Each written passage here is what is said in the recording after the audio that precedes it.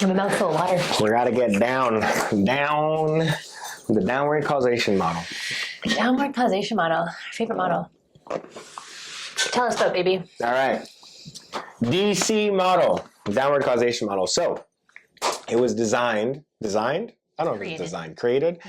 A guy, a doctor, Amit Goswami, you can find his book, The Quantum Doctor. So he's a quantum physicist, not a health person at all. And I found him through Quantum University, and he created the downward causation model.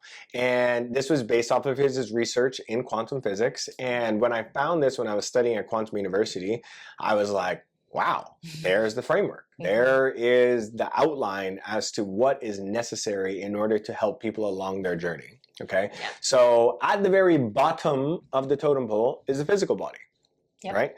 That's where most people live forever. And that's where most people find us too, is I'm having, you know, X, Y, and Z symptoms show up in my physical body. I need help. Yeah, and it's usually because our culture does not breed, does not breed the intuitive aspect as old cultures or Eastern cultures might, which is to pay attention to emotions and energetics, right? It's we don't really pay attention to the whisper of the body. We pay attention to screams by the body, when usually the pain doctor comes in to visit, okay? So the pain doctor is essentially the doctor that comes along and whacks you upside the head because you're not listening, and needs to have you in a place of severe enough physical or emotional pain where you decide that something needs to change and you need to do something different. So the physical body essentially is everything that encapsulates this meat suit, this vessel that we call a human, okay? So it can be broken into a couple different parts. One part would be the biomechanical body.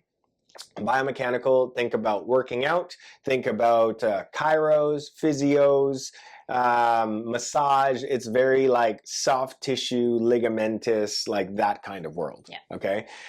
Then you have the systemic aspect of things, and the systemic aspect is essentially the world of organ systems, okay? Lymph can go into there. Fascia is a bit of an in-between in my idea. You know, fascia is kind of actually like, if we have the physical body, and you have the biomechanical, and then you have the systemic, and then we have our emotional body, which is the next tier up. Fascia kind of sits in the middle, in my opinion, because fascia affects the biomechanical body, for sure. Fascia is affected by the systemic body. If your bioterrain is congested, your lymph will be congested, which will congest the extracellular matrix in the fascia.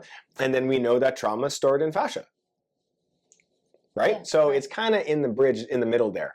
But essentially the physical body, biomechanical, systemic, think organ systems, okay? So that might be someone's like a naturopathic doctor. I guess a medical doctor could technically fit into that realm, a functional medicine doctor. When you get into the world of homeopathy or traditional Chinese medicine or Ayurvedic medicine, all the Eastern practices kind of play the bridge between the emotional body or our energy body and the physical body, right? Like they'll often kind of dabble between the two. Traditional Chinese medicine doctor is essentially checking for like the qi or energy flowing through meridians in the body, right? That's energy, right? But it downloads into the physical body, which shows up as symptomology, right? And so essentially, we've got our physical body. Above the physical body is our emotional body, just as we talked about. So the emotional body or the vital body is our energy body. And we often like to think of it as like energy in motion. There's energy that is moving through, and it shows up as emotions, aka, you know, sadness, anger, frustration. Well, we'll get into that. So we got the chakras, which is what she's talking about, okay? So if anyone's ever seen a toroidal field, I want you to think of an apple. Okay, so at the root, right, at our basically pelvis, okay, and the top of the apple is our head, okay, you got the root of the apple, the energy goes in through the root, in through the bottom of the apple, up through the top of the apple, and then around, okay, that's called a toroidal field. And although we can't see it with our eyes, our naked eyes, we all have a toroidal field, and sometimes people would call this an aura. Right? That's our energy body. Some people are able to see that. A lot of us can feel it, right? We get into someone's like circle, right, into someone's personal space, and we're like, no, thank you. Or you get into someone's space and you're like, oh yeah, that feels very nice. Give me more. So that is our energy body, our vital body. And within that body, a lot of us can relate to that with the idea of chakras. Okay, so chakras are energy centers in the body, and they correlate to different emotions. They correlate to different organ systems. Aaron's got a video all on that. So that's our emotional energy body. And when we have an emotion that is very strong for us, it can show up in our physical body as symptomology. Example would be the thyroid is all about communication. Okay, so emotionally, someone might be a poor communicator, and it can show up as a thyroid problem because they're saying yes more than they should be saying no. And a lot of times we see this in women. Yeah, just poor boundary setting, the idea of being mom, wife, go, go, go, like just all that aspect of things. And it's like very prominent in our society just because of how stressed our society is. Now, emotions, all emotions that we feel are essentially because of a thought pattern that we're having. So if someone is a poor communicator and has thyroid problems, there's usually some sort of thought pattern in the subconscious mind around my opinion isn't valid, nobody wants to hear me, that kind of idea. Too much, I'm not enough. All of those things. Right? So the mental body, so we got physical, emotional, or vital, and then we got the mental. Okay, mental is the mind. Now, the mind can be broken into two categories. We got the conscious mind and the subconscious mind. And I like to refer to Joe Dispenza's work a lot. You know, that is a lot of like the kind of work that we do, which is where we can repattern the mind to repattern the body and move us in the direction of healing. So our subconscious mind is programmed by the time we are 10 years old. Okay, by the time we are 10, our subconscious mind is programmed. So you could be 50 years old thinking that you aren't going to turn into your parents, but you turn into someone exactly like your parents. It's a blueprint. Well, your operating system. It's your operating system, and it's programmed by the time you're 10. So what happens as we get older is if we don't do work on our subconscious mind or in the idea of emotional intelligence and work through these patterns, we turn into an adult, but we're acting on the emotional layers that happened when we were a kid. Essentially.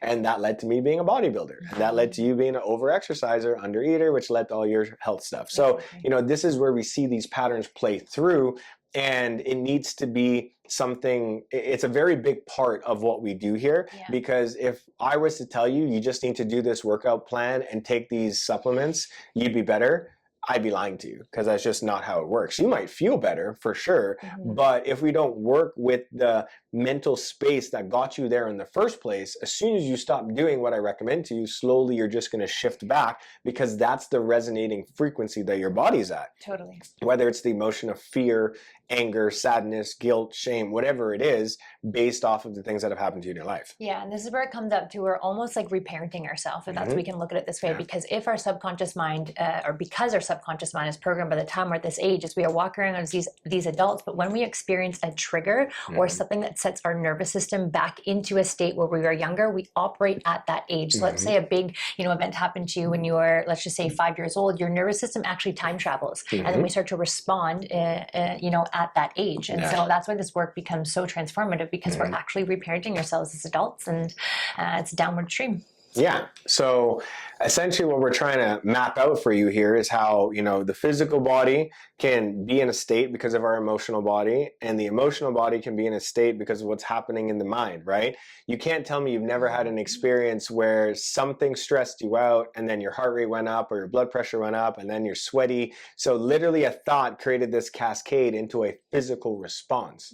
Okay. And so we have to understand that this is an intimately connected system, and the actual system through Western science is called the PNEI system, Psychoneuroendocrine Immunology system, and it's literally the systemic pathway or the connection of organ systems that explains the mind-body connection, essentially, right? We have a thought, that thought creates hormones, neuroendocrine hormones, which then creates the sensation we have in our body, which is the same sensations that can be wonderful when you're having sex or having a hug, or the other hormones that when you're ready to fight somebody or run away. right? And that's when we suppress these things, this is where disease starts to manifest because we Correct. haven't actually felt these feelings. Yeah, we just suppress it in the body, it gets stored in the fascia, which is where, if anyone's ever done any sort of fascial work, you know, I've done tons of work on women fascially with their hips, even with their neck, and you know, they'll break out in tears, and it's like, oh yeah, you've been choked, or there's some sort of sexual assault, or you know, there's a lot of emotion stored in the hips, there's a lot of emotion stored in the neck, a lot of emotion stored in organ systems that can create disease in the body. And as soon as we get out of this Western ideology, the Newtonian physics ideology, and go into the world of quantum physics and more of Eastern practices, we can start to see how like our culture has blocked off the world of emotional intelligence. Now, there's a difference between acceptance of everything and emotional intelligence. Totally. Okay, we're not trying to bypass everything by just accepting it, but it's feeling these emotions and moving it through the body and not making any emotion bad. Speaking to any of the men here that may be watching this, like in our world, anger can often be perceived as a very negative emotion and a bad emotion. And it's like, oh, I don't get angry.